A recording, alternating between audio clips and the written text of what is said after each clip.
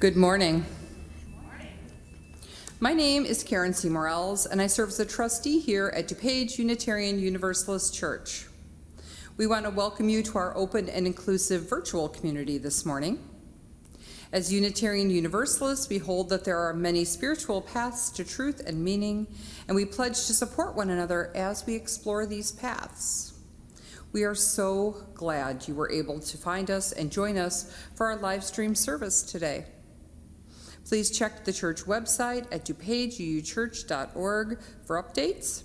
If you search under DuPage UU Church on Facebook, you will find additional ways to be in community with us as well. I have one additional announcement. This morning, we will have coffee hour on Zoom at 11:30. You can check your email or the order of service for details as to how to access that. We've had a number of people joining us for our coffee hours, and they have been a ton of fun. Please join us.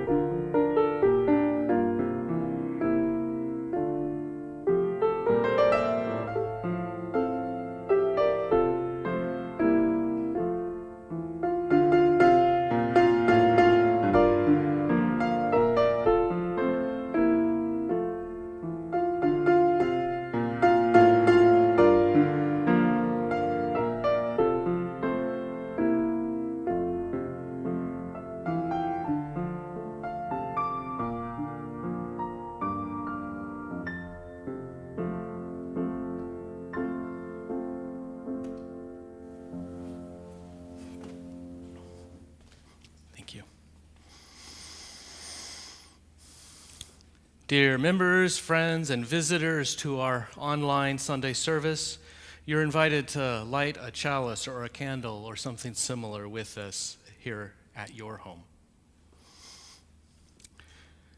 Many are the windows that will stay darkened unless we light them.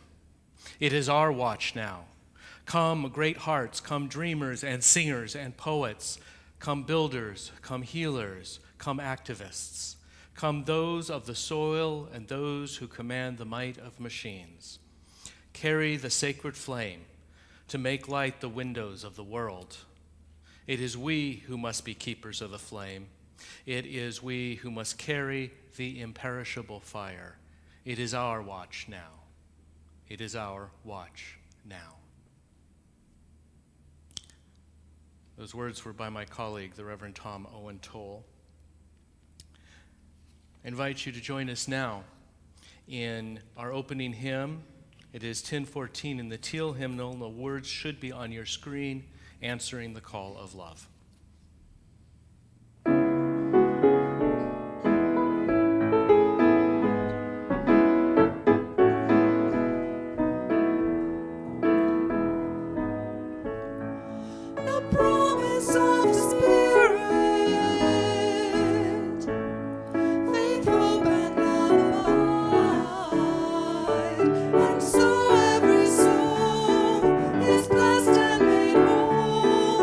Truth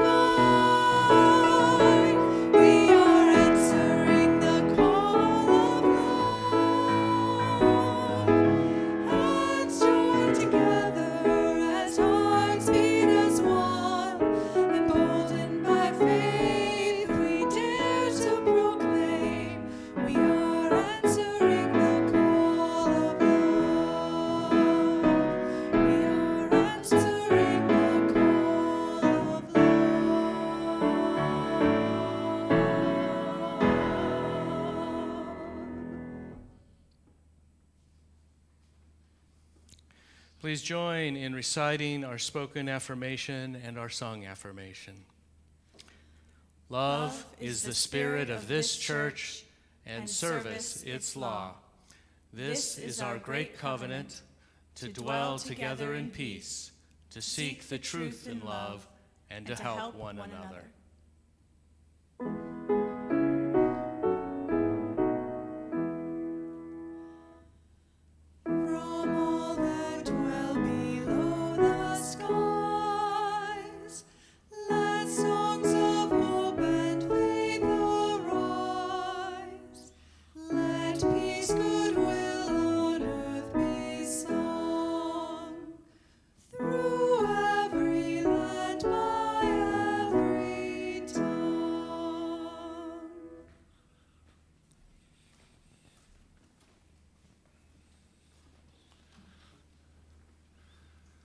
It is time to gather.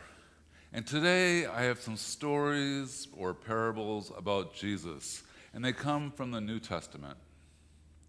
Toward the end of his ministry, Jesus made a triumphant entrance into Jerusalem on the back of a young donkey. For many of the people from Israel, this scene represented their hopes that the Messiah had finally come to reestablish the control of Israel. Rome would be driven out, and Israel would enjoy the peace that the prophets had promised them. Unfortunately, Jesus' goals were much more different than the people expected. Despite the huge crowds that greeted him with waving palm branches and shouts of Hosanna, Jesus was headed on a trajectory that would eventually lead to the cross. This means that his time in Jerusalem would include serious clashes with religious authorities. Eventually, many of the voices who shouted, "Blessed is he who comes in the name of the Lord," as Jesus rode into town, would scream, "Crucify him," less than a week later. And it's amid this turmoil that Jesus offers the little-known parable of the two sons. But leading up to that, Jesus begins clashing with religious authorities almost immediately by cleansing the temple of money changers. And this act sets the ruling elders on edge and ramps up the tension between Jesus and the religious establishment. On the following morning, on the way into town from Bethany, Jesus curses a fig tree that is full of leaves but bears no actual fruit. So the story is presented as a hungry Jesus frustrated over a barren fig tree, but it's more significant than that. The fig tree represents Israel, which displayed all the foliage of spirituality with none of the fruit.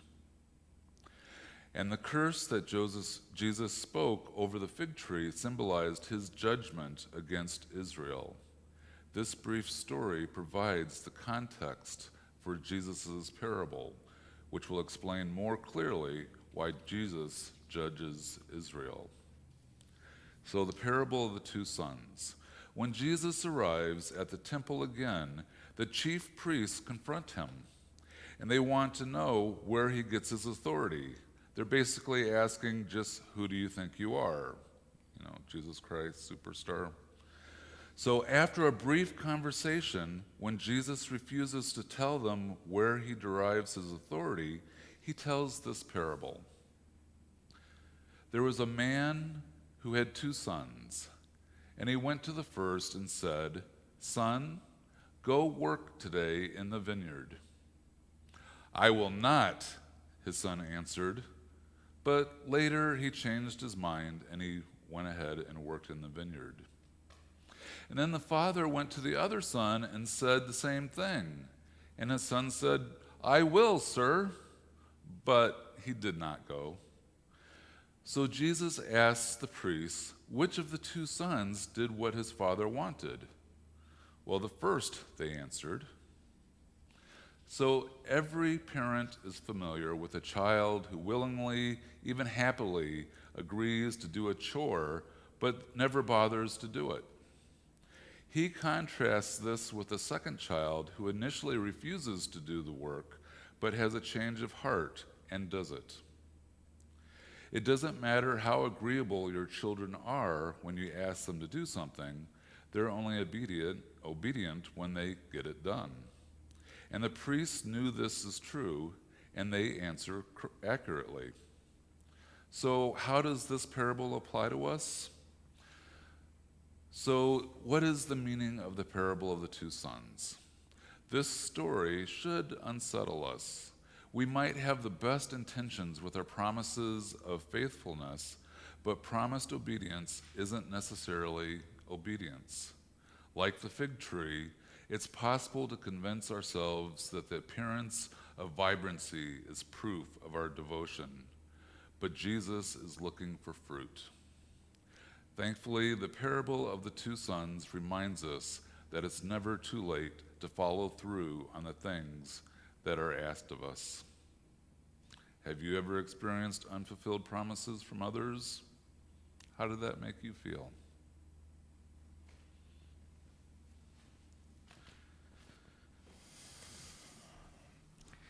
Thank you, Steve.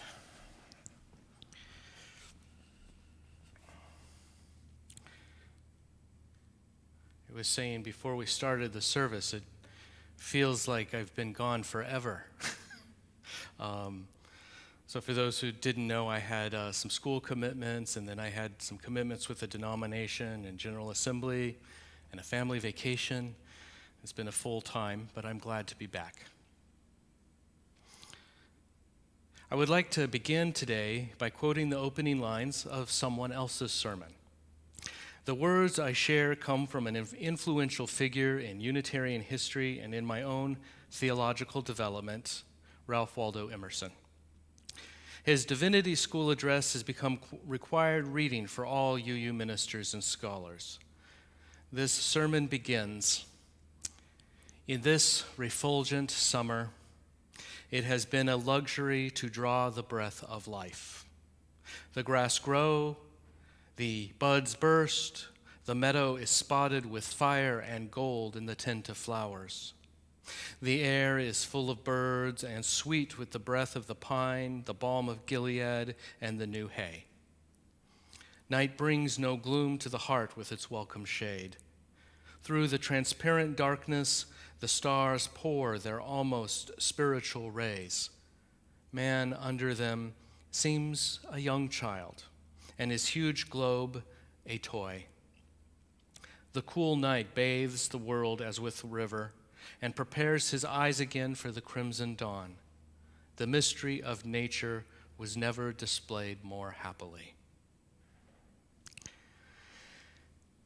Emerson led the Transcendentalist movement that deeply affected early American Unitarianism, for which he had been a minister.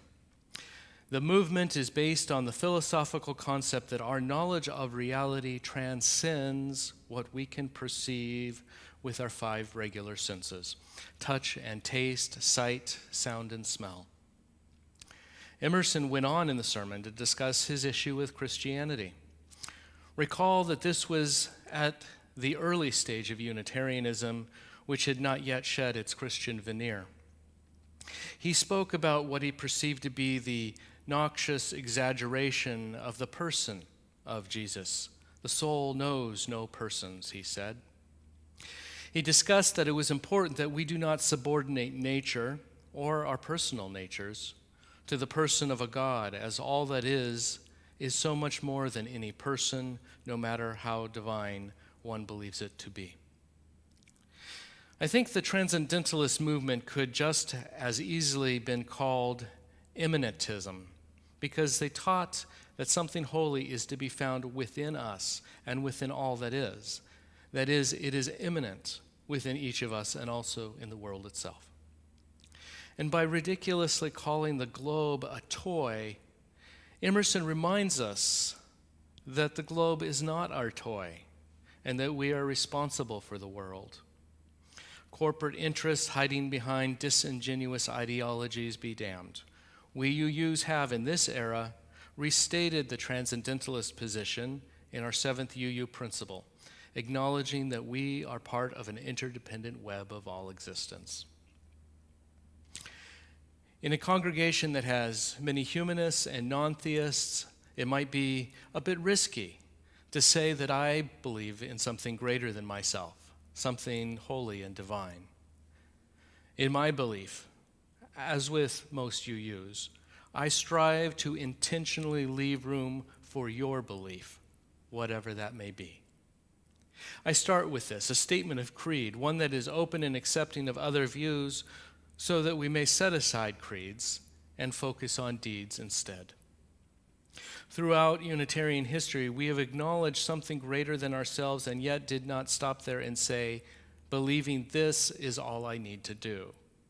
No. Ours is a faith in which action is as important as belief.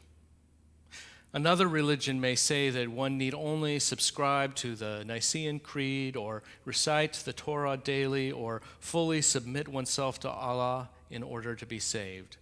In our faith, we generally believe that we must act to save our world and ourselves, and that action is on par with belief.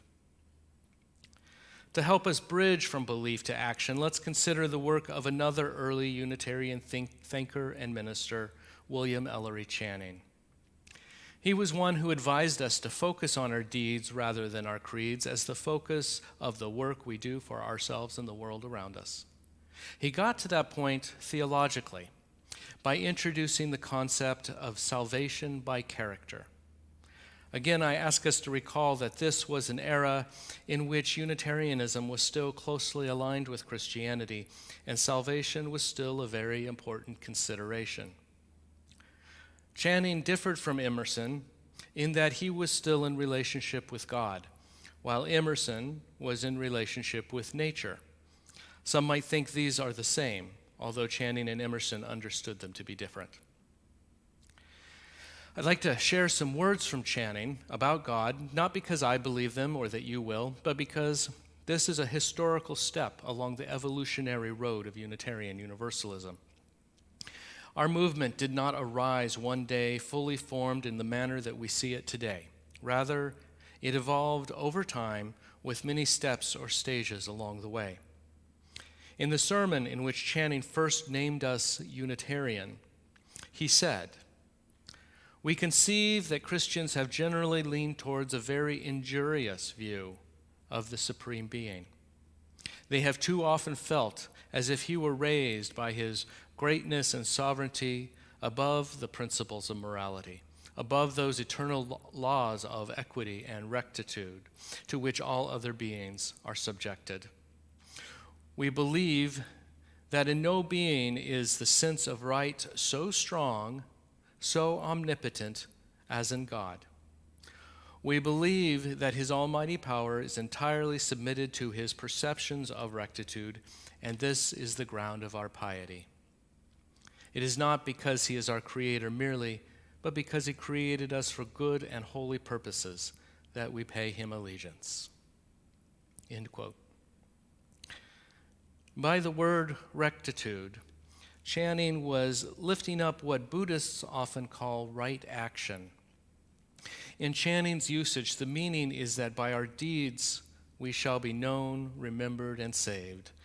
The propensity, the burgeoning possibility for good deeds is embedded in our individual characters, he would say. By teaching salvation by character, Channing showed that it's not just what we say we believe, but more importantly, how we truly think, feel, and act, especially act, that leads to our own salvation and by extension our ability to save the surrounding world. You might be asking yourselves, do we need to be saved? From what or whom do we need to be saved? Isn't the concept of salvation an old chestnut that really doesn't serve us well anymore? Those are fair questions. To help us answer that, let me ask some questions of my own.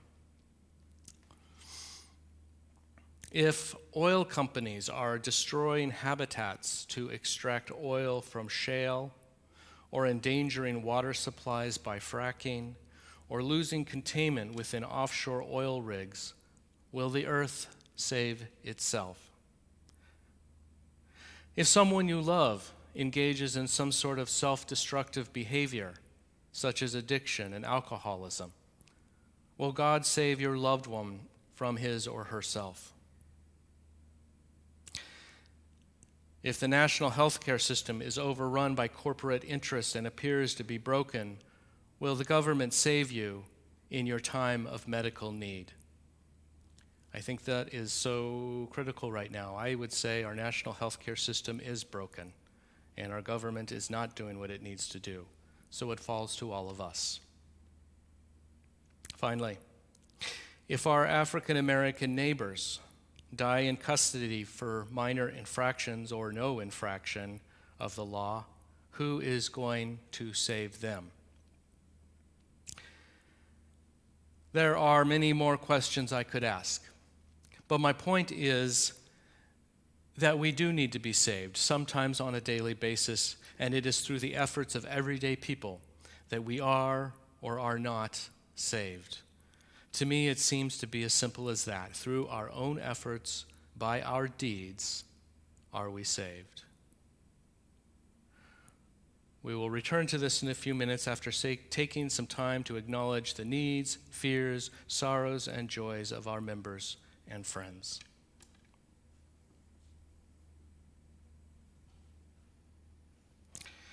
As a grace-filled family gathered virtually today, let us take a moment from looking at the big issues of this big world and consider, just for a moment, consider the more personal issues affecting the lives of you, your family, and friends.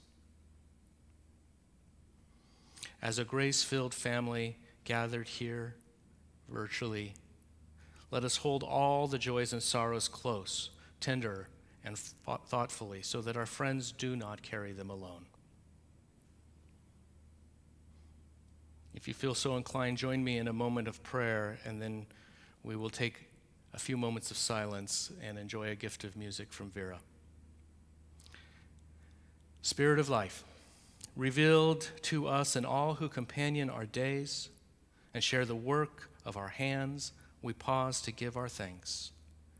We are grateful for communities of conscience which inspire us to step outside of ourselves and make real those values and beliefs which move us to action.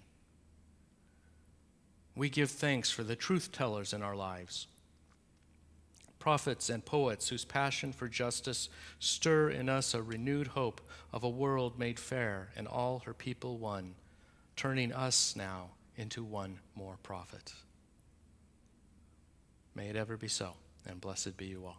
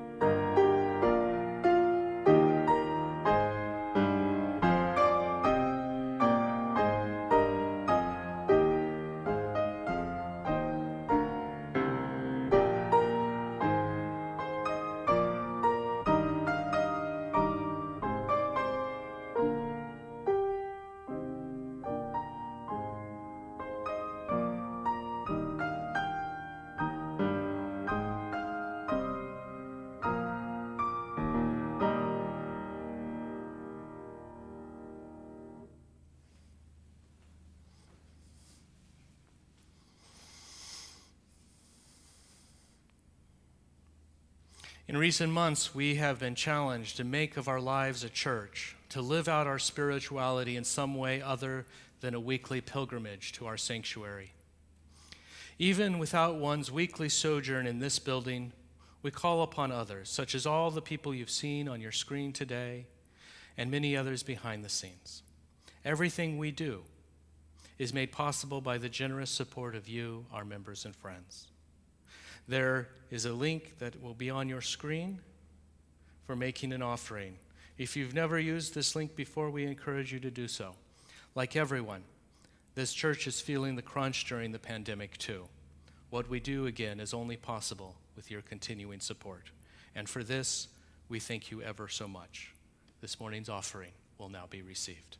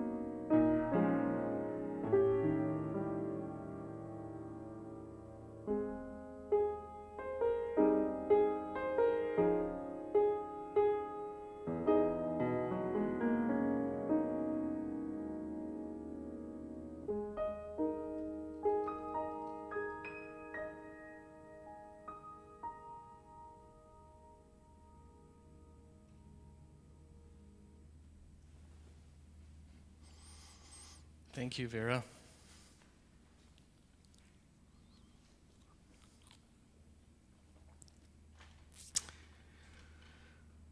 We left off in part one of the sermon asking, who will take action in times of need? A colleague of Emerson and Channing, who served in ministry a generation later, was Theodore Parker. Here was a man that by his deeds, many people were indeed saved. He was also a transcendentalist, and he was somewhat notorious in his time because he questioned the doctrine of inerrancy of the Bible.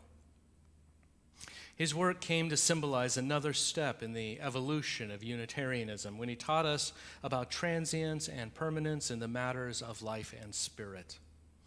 He identified the transitoriness of doctrines.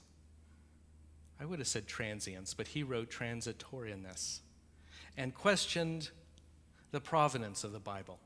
That is, he suggested that the Bible was written by men and not by God. He pointed out that people in history had died for questioning whether the Bible was really written by the hand of God. After pointing out the transience of doctrine, he then lifted up the permanence of values that he felt should guide the human race. He said it was by reason, conscience, and faith, things highest in man's nature, that we see no redundancy, we feel no deficiency, he wrote. He went on to teach that we may keep the law of God by living a life of truth and love, rather than by blindly adhering to doctrines as the only basis for one's way of being in the world. This was a brave questioning of doctrine, especially in his time, but he is most remembered for the deeds he committed rather than the words he wrote. You see, in addition to his daily work as a Unitarian minister, Parker was also an abolitionist working to end slavery and whose home was a stop on the Underground Railroad. He risked his life to help others and in some small part contributed to the salvation of a race. It should be noted that I said a small part, and that I previously said that it is mostly by one's own self that one is saved, though another may contribute to the effort. Parker did what he did, and his deeds were just and at great personal risk. However, we must not forget those who escaped the shackles of slavery and risked their own lives to travel the Underground Railroad. Truly, by their own deeds, they were saved. Let's continue in this theme, speaking of deeds in the form of work to counter racism. First, we noted Parker's work during the Civil War. And now let's consider the Reverend James Reeb, working with Martin Luther King Jr.'s movement to proclaim equal civil rights for all people, regardless of race. Reeb and his family, all white, had intentionally lived in neighborhoods identified as black, first in Washington, D.C., and then in Roxbury, part of Boston. He began as a Presbyterian minister, but was drawn to the social justice ethic of Unitarian Universalism, and so he converted. He would become known for how he turned his ethic of justice into deeds. In addition to serving his UU congregation, Reeb was also a member of the Southern Christian Leadership Conference and supported the work of Dr. King. These personal decisions led to events that people at the time had no idea would change our country forever, although some might question that today. After a day known as Bloody Sunday in Selma, Alabama, Dr. King called on all who supported equality to march from Selma to Montgomery. James Reeb came down to march with him, but he was in Selma less than a day when he and two other UU ministers were attacked on the street. Reeb died of his injuries 2 days later. At his funeral, Dr. King gave the eulogy in which he called Reverend Reeb a witness to the truth. These events directly led to President Johnson pressuring Congress to pass the Voting Rights Act, the first landmark legislation for civil rights. Reeb's deeds did indeed become a saving grace for others, although many have noted that far too many black people died in that era, receiving no media attention or public outcry, as did the death of James Reeb. Perhaps that is another lesson for us, a cautionary tale, to take blessings where we find them even if it is not fair.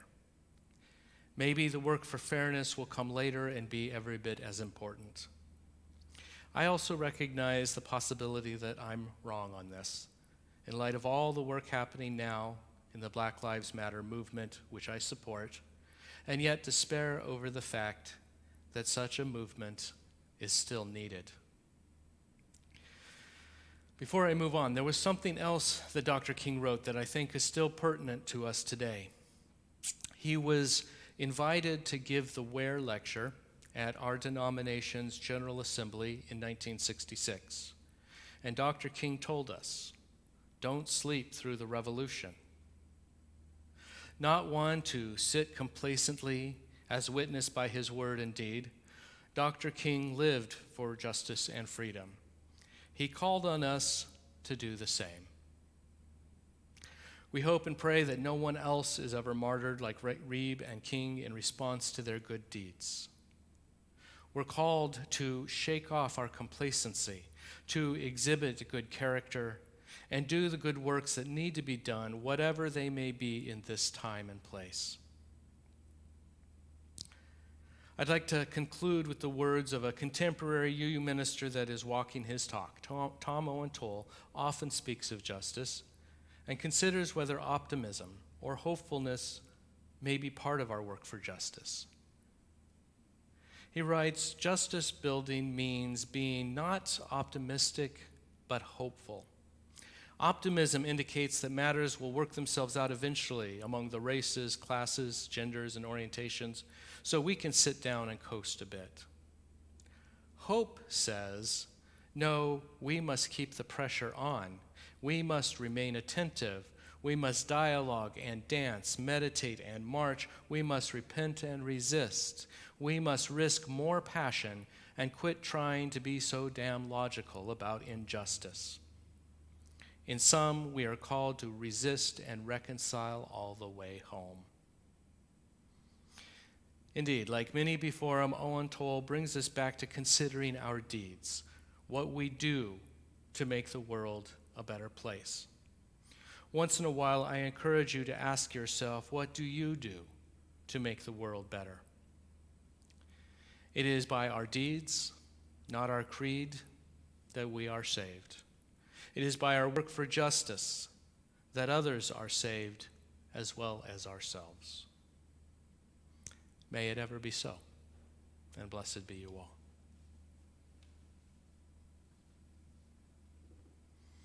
And in that spirit, our closing hymn invites us into this state of action and justice. It's the Fire of Commitment. It's 1028 in the Teal hymnal, and the words will be on your screen.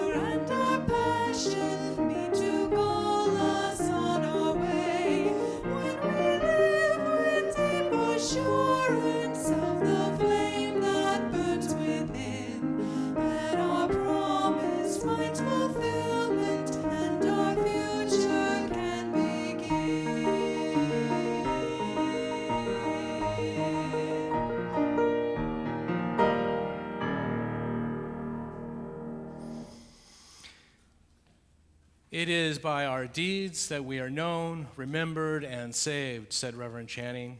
"We are each called to actively work for good in our lives and in our surrounding community." And Dr. King said, "The plant of freedom is only a bud and not yet a flower. We are called to water that bud, to help it flower, spreading freedom and justice throughout the land. Let us go out and do the good work together. May it ever be so, and blessed be you all.